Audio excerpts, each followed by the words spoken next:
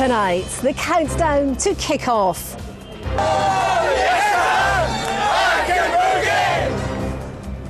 Scotland fans dream big with the country just 2 games away from the World Cup. It's absolutely massive, huge game, massive game, biggest game we've had. I can't describe it. This is the most excited I've been for a Scotland game. Scotland face Ukraine here at Hampden in less than 2 hours' time.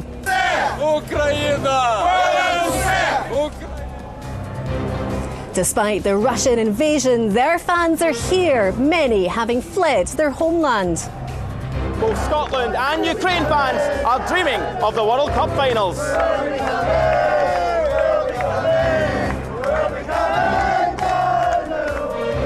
Also tonight, the train drivers' pay deal hits the buffers. They're now threatening a strike ballot, and there's no sign of ScotRail services getting back on track. And a special report inside Edinburgh Jail, where they're trying to help prisoners turn their lives around. I'm John Mackay in the studio. And I'm Kellyanne Woodland at Hampden Park. This is the STV News at 6.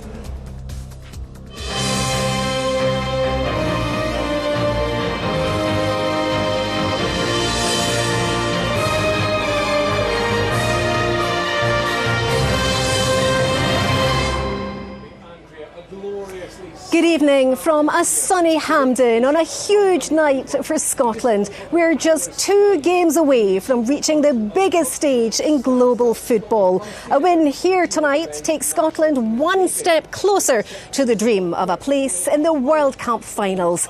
It's almost a quarter of a century since we played in France '98. It's a momentous night, not just for Scotland, but also their opponents Ukraine, as they play against the backdrop of their country being invaded by Russia. So the world's eyes will be on Hampden for this emotionally charged game. And Sheila, this has been a long time coming, hasn't it? It certainly has, Kellyanne. This game was due to be played back in March, and there were some doubts it would even get played at all. It's Ukraine's first competitive match since the war started, and while of course Scotland will be having sympathy for their opponents tonight, their focus is on moving closer to that place in Qatar. And that's what the fans want, isn't it? And looking at their jubilant moods tonight, hopes really are high, aren't they? They are.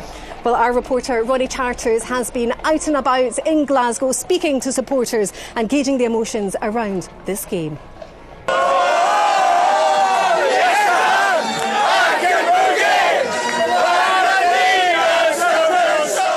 It's the moment these fans have been waiting for. The World Cup playoff semi-final against Ukraine. A chance to go 1 step closer to Qatar. This is the most excited I've been for a Scotland game. Steve Clark's on it.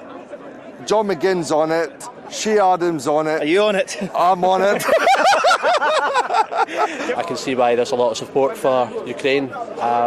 If it wasn't Scotland, I would be the same, supporting Ukraine, but it's Scotland, it's my country, I want them to win. It's so bad what's happening over there, but we've got on the pitch is a different story, isn't it? We've got to play, because it's been a long time since we've been waiting.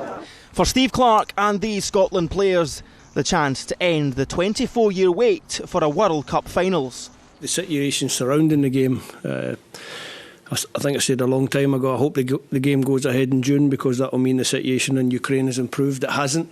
They made a decision to get their football players out of the country into a training camp to prepare for the game, because they want to play. They want to try and give their nation a boost by qualifying for Qatar. So the game goes ahead, but still with the horrific outside influence. But for us, we focus on the game of football. In Glasgow this afternoon, an image which sums up the emotions surrounding this game.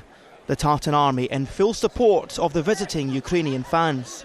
It means a lot, and international support as a whole. It's just my words can't describe the feelings. This is exactly the reason why I got the scarf. When I saw this, do you see this is one on the one hand says Scotland, on the other hand says Ukraine, and if I could ask God for both teams to win, that's what I would wish for. And this is why support is needed. This is present-day Ukraine, a war-torn nation crippled by Russia's invasion. 2,000 miles from home, the players of Ukraine trained at Hampden last night. The emotions of war hard to escape. Вони нічого не розуміють. That every Ukrainian wants one thing: to stop this war. They have one dream: to stop the war. When it comes to football, Ukrainian team, they have their own dream.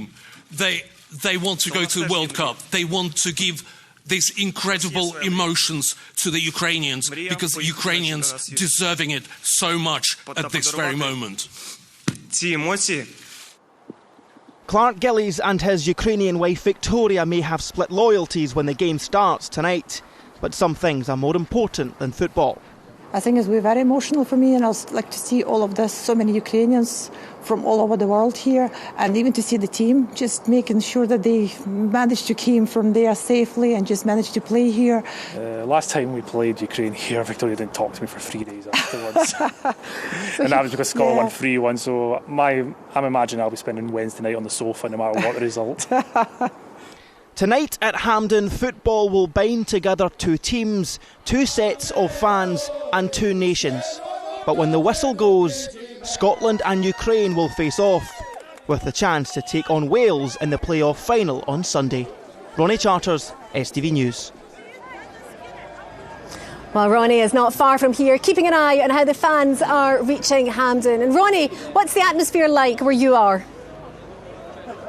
Yeah, it's great, Kellyanne, isn't it? As you can see behind me, we are in the Ukrainian end of Hampden Park, and they have been flocking here in their thousands. And when you look at the entire day, as you see in my report, we've been out in Glasgow the entire day. It is a real fantastic atmosphere. It's one of friendship and it's one of unity as well. And this is what the leaflet everyone's going to be getting when they go inside Hampden tonight. Sing for Ukraine. It's a booklet showing the English and the Ukrainian versions of both national anthems. That's what you're really getting when you walk around here. You're seeing Tartan Army fans and you're seeing Ukrainian fans coming together, celebrating a football. Yes, there's a really important game of football going on here tonight, but you just get the sense on the ground, in and amongst the fans, that this game tonight means so much more to everyone who's attending. Ronnie, in the thick of it there. Thanks very much, Ronnie. Now, adding to the Hampden roar tonight will be more than 3,500 Ukrainian fans cheering on their side. 4 months on from Russia's invasion of Ukraine, war continues to ravage the country. But Ukrainians here say this is a proud moment, and their 11 players on the pitch will be fighting for 44 million people back home. Our political reporter Laura Alderman has been speaking to fans travelling to the match today about what it means to them. Feeling inspired by their national team, these children from Dnipro in Ukraine are squeezing in a quick kick around before they head to Hampden tonight. Forgetting for a moment the nightmare backdrop of war back home, they're excited about this evening's clash. I think Ukraine will win, so I support Ukraine. I just played with children from Scotland, and they are pretty good in football, so I'm thinking these two teams, they are very strong. Hosting Ukrainian politician Kira Rudik at Holyrood today, the First Minister said she's supporting both sides tonight. I hope Scotland qualifies, but I tell you something, if Scotland doesn't qualify for the World Cup and Ukraine does qualify, I'll be supporting Ukraine at the World Cup. There will be this bonding that we're receiving from Scottish people, for which I am extremely grateful from the bottom of my heart and on behalf of all Ukrainians. Edinburgh's Ukrainian club are putting on coaches to get around 100 supporters through for the match. And they want the team to win, but at the same time they're still worried about their homeland. They still realise there's a war going on. And although this is a happy event, we can't forget that it's still a very serious situation in Ukraine at the moment. This very contradictory feeling, because we support Ukraine, but we support Scotland as well. You know, we heavily supported both teams. My grandfather's Ukrainian. Who are you rooting for? Oh, Ukraine tonight. Definitely, no. It's definitely what I feel most. And yeah, it'll be great if they can take the win tonight. So our only connection is through our guests. Karen and Susan opened up their homes to Natalia and Natalia when they arrived from Ukraine about a month ago, and say tonight is a win-win situation no matter what. Of course I want Scotland to win, I mean of course, but there's that little bit of me which thinks, do you know what, OK, it's Ukraine. And then if Ukraine win, I still have a team to support in the World Cup if they beat Wales. With it all to play for, tonight's qualifier is a huge occasion for Ukrainian fans here and all over the world. But these ones here are ready to rock Hampden. Way! Laura Alderman, STV News, Edinburgh. Well, much more to come from Hampden later in the programme. But for now, it's over to John in the studio for the rest of the day's news. Thanks, Kellyanne.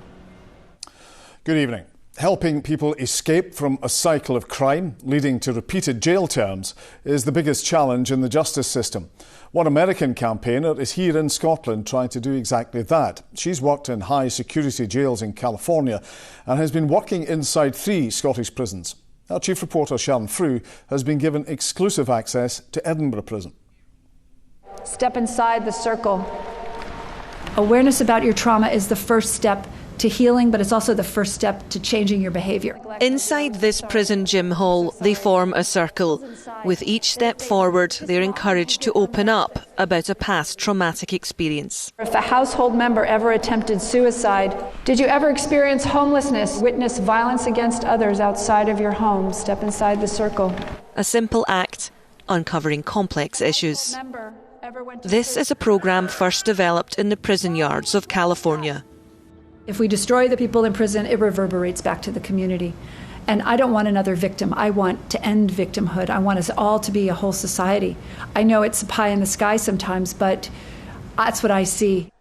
Adverse childhood experiences, known as ACEs, are found to be disproportionately high within the prison system. There's an increase in suicide. We've got the highest drug deaths in the world per capita. So what we're doing is currently not working in all our systems. That goes community and prison.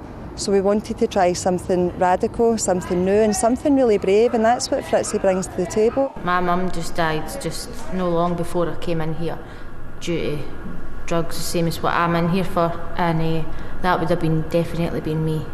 A blessing in disguise that I'm here. Help you break the cycle. Mm-hmm. It's making me feel different about being a parent. It's making me feel that I can open up and speak more to my kids instead of hiding everything all the time. I moved on, I moved away, and I've just put it behind me. But then you realise that obviously, like doing things like this, you've not actually dealt with it, you've just been kind of masking it. Men and women took part in these group sessions at Edinburgh, Barlinnie and Addywell. Tailored workshops were also given to prison staff.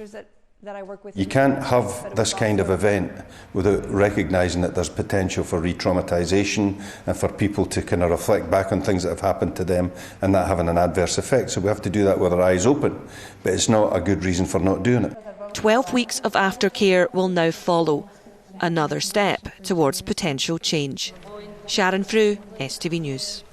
Rail service cuts look like they are here to stay for some time after the Train Drivers' Union rejected a 4.2% pay deal. Newly nationalised ScotRail had hoped last week's offer would get them back to full services. Here's our political editor, Colin Mackay. The UK National Executive of ASLEF has rejected the 4.2% pay offer, so that won't even be put to drivers now. What will be put to drivers, though, is a ballot for industrial action, which could mean strikes, and it could mean strikes over the summer on ScotRail. It comes amid other negotiations between ASLEF and train operators in the rest of the UK. So if they had accepted this deal in Scotland, that 4.2% could have been the benchmark. It could even have been the ceiling for the other negotiations. ScotRail has suggested that the 4.2% plus, up to £195 a month in bonuses, was the best that they could offer. So it's really up to the unions now to come back to the table with what they've got before they can re-enter any negotiations. The Tories had asked in the Scottish Parliament for contingency plans yesterday. None have been forthcoming, so it doesn't look like there is going to be any quick resolution to this. There's no chance of the drivers returning to working overtime and rest days during this. So that means I think we're pretty much stuck with the temporary timetable for the moment, and that limited services are here to stay. Colin Mackay at the Scottish Parliament. The Finance Secretary says the Scottish Government has made a conscious decision to prioritise tackling child poverty amid cuts to public spending. Speaking on a visit to a school in Glasgow, Kate Forbes rejected claims frontline services will be slashed as a result of the measures announced in her spending review. Our political correspondent, Ewan Petrie, reports. In the midst of a cost of living crisis, making the numbers add up can prove increasingly challenging. These parents in Glasgow are already feeling the strain. You've got trips, you've got uniforms, you've got, when they're at the trips, spending money. The food costs, it's really increased a lot. I'd say probably between 25 and 50%. I've seen my shopping increase. You are sort of now starting to think, what can I go without, just to make sure that you can put food on the table and at least clothe your children and put the heating on. So it's tight, but we manage. And someone else will have to do the maths for me, 4 minus. The Finance Secretary's focus today was on social security, one area seeing an increase in spending, with more than £23 billion promised over the next 4 years. But that comes at a cost elsewhere, with local governments, the police and prisons among those facing significant cuts. It's a conscious decision to help families, to tackle child poverty, and the nature of prioritising one area of government inevitably means that you put your money there, and out of an ever-decreasing pot of funds due to inflation, it means that you can't prioritise everything. But I think we're very clear that during a cost of living crisis, when child poverty figures need to decrease, it's important that that is one of our objectives. However, councils today warned the government's plans will mean fewer jobs and cuts to services. Ewan Petrie, STV News. A doctor who battled to save the life of Sheku Bayo has told the public inquiry into his death that the outcome could have been different if police officers hadn't kept him handcuffed while trying to perform CPR. The 31-year-old died after being restrained in Kirkcaldy 7 years ago. Calmax News ferry has finally arrived on the west coast after a 3-day sail from Leith. The second-hand Loch Freezer sailed into Craignew this afternoon and will become the backup vessel on the Oban to Mull crossing. Now let's go back to Hampden and Kellyanne. Thanks very much, John. Well, it's a big night and our sports team have everything covered. And Sheila, this is a Scotland game like no other, isn't it? Yeah, it's bound to be very emotional. But on the pitch, there's a job to do, and that's to move a step closer to the World Cup.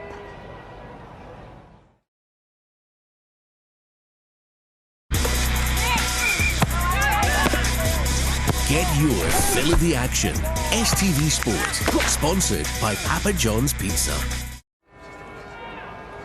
This is a night Steve Clarke and his players have been waiting for. 90 minutes or 120 minutes or maybe even penalties for the chance to play Wales for a place at Qatar later this year. And after making it to the Euros last year, Clarke has vowed his side won't be one tournament wonders. Here's Rahman Bardwaj. A World Cup qualifying campaign which kicked off at the National Stadium 14 months ago has produced highs and lows. Ultimately, Steve Clarke and his players are in a position where 2 more wins will secure a spot at Qatar 2022. We just do what we always do. We play the way we play. We try to get on the front foot. We try to be positive in the game. I think the Ukrainian team will be the same. They want to attack. I watch them as they play. A good team going forward. So hopefully a good game. Hopefully the right result for Scotland. We've put ourselves in a good position, but now it's all about this one, and if we can manage to get through that, it'll be all about the next one, and so it goes on. So yeah, full focus on this one. We'll give it our best shot to try and get through. The Scots are unbeaten in their last 8 games, and there's a real feel-good factor with the national team. We're in a good place. We're the Scotland boys, they're confident. We've got a good manager that's very humble, but knows what he wants. 8 unbeaten, so if we can get to 10, it'll be it's been a long time since we've managed to get 10 unbeaten, so if we do that, then we'll definitely have qualified for Qatar, which is the aim. Ukraine's last international match was in November last year. As part of their preparations for tonight's semi-final, they played friendlies against club sides last month. Their manager says the absence of Kieran Tierney and Nathan Patterson from the Scotland lineup isn't a big boost for his team. Scottish team is a strong team. They can substitute any player on the field, and they could play with any formation or groupment of players. So very much like Ukraine, every player has a substitute. As ever, the Scotland fans are in confident mood. I think 2-1 Scotland. 2-1 or 2-0, but take the win anyway, no matter what. Scotland's qualification for last year's Euros ended a 23-year wait for the national team to be in a major tournament. They're desperate to be playing on the big stage again. We said at the time we didn't want to be one tournament wonders. I'm convinced that this group of players won't be, whether it's this tournament, 2022 in Qatar, or 2024 in Germany, or 2026 in America. This team will go to another tournament. The squad of players will go to another tournament. Well, some of us are old enough to remember those scenes in Paris back in 1998 when Scotland opened the World Cup against Brazil. Those were the glory days for the men's national team, as Jamie Borthwick reports. Great one by Gemmell. Great one by Gemmell. And the goal! You took it for granted. You expected us to qualify because we normally did. 74, 78, 82, 86, 90, and then the last one in France in 98. It's the pinnacle of your career, and I know that every single person in the country is fully behind the boys. For 24 years, Scotland missed just one World Cup. 78, in retrospect, was OTT in capital letters. I can remember driving to Prestwick Airport and across the Fenwick Moor. Now, there's usually 10 sheep on that, and there was crowds the whole way cheering madly. They want the replica jersey. Their flags coming out the car windows. The whole nation is lifted when we qualify for the World Cup. And having guided Scotland to France 98, Craig Brown knows firsthand the euphoria of being on football's biggest stage. When we qualified, the lads had to do a lap of honour around the stadium, but the police came to me and said, "Would you go round again?" The crowd won't go away. It was almost unreal, from the team dressed in their kilts to the whole atmosphere. Go on, Scotland! It's been another 24 years since the men qualified, but Scotland's women scratched a national itch by getting to France in 2019. You're just so proud to be wearing that national jersey, looking round, seeing so many Scotland flags, and I think that's when it hits home. As you look at the fans, you can see your kind of friends and family not too far away in the stands, and you just want to make everybody proud. From the generation raised on Scotland's World Cup exploits to the generation that has missed out, qualification is about more than just sport. There's nothing better. There's nothing better to go and support Scotland. As a small country that we are, we've fallen short at times, and this is our time. We're living on memories of old codgers like myself, so it would be nice for the young generation to have some fresh memories. It will be great credit to Steve Clarke. I was going to say when we qualify this time, not if, when, and I do hope it will be when. Some great memories of Scotland at a World Cup. There will be many supporters coming along tonight that weren't even born the last time the men's team were at the tournament. To finally see the Scottish men's team actually make it, I think that's going to be really quite uplifting, not just for the nation but for the young kids hoping to make it one day themselves. I've heard a lot about the France 98, but it would be great to see Scotland qualify for the World Cup, and it would be a great celebration. Definitely. If they were to qualify, it would be a great thing for Scotland and us girls to see. I'm only 18, so I've never witnessed them in a World Cup. So yeah, it'd be amazing. It's such a big chance for them, and if they get in, I don't even know. Speechless. It would be amazing. I've not seen Scotland in a World Cup yet. I get told stories from my dad and my granddad. Something that most people, most young people, haven't seen before, and it would be a great achievement for them. Yeah, I would look forward to seeing them. Come on, Scotland! Yeah!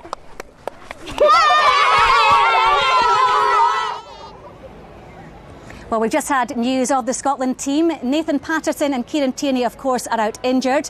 Gordon in goal then, Hickey and Robertson at wing-back, with McTominay, Hanley and Cooper as the back three. McGinn, Gilmore and McGregor in midfield, with Dykes and Adams up front. Get your fill of the action. STV Sport, sponsored by Papa John's Pizza. Well, the sun is beating down here at Hampden. Let's see how it's looking for kick-off. Here's Philip. Watch out for a sudden temperature drop.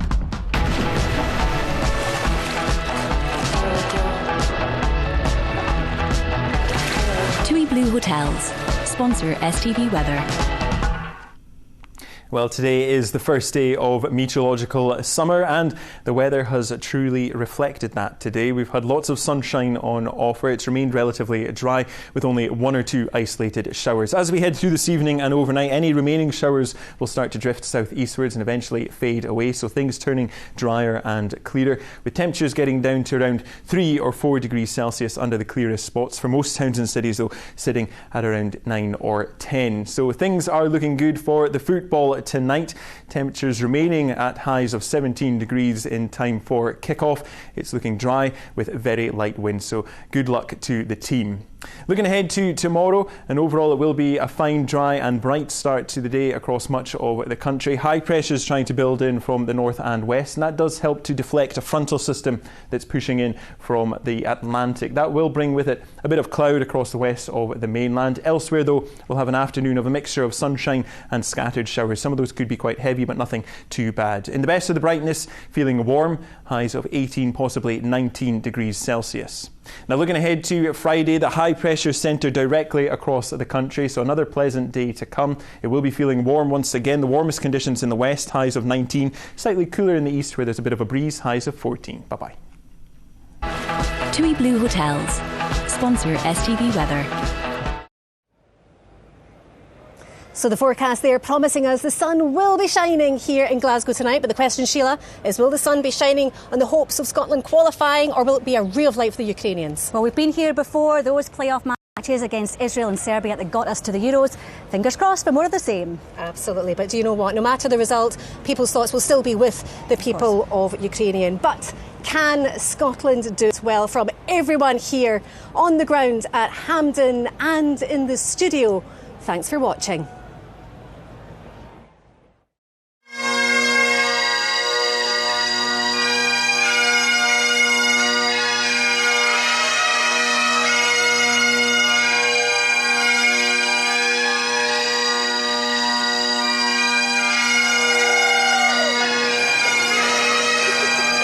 My wife doesn't see that.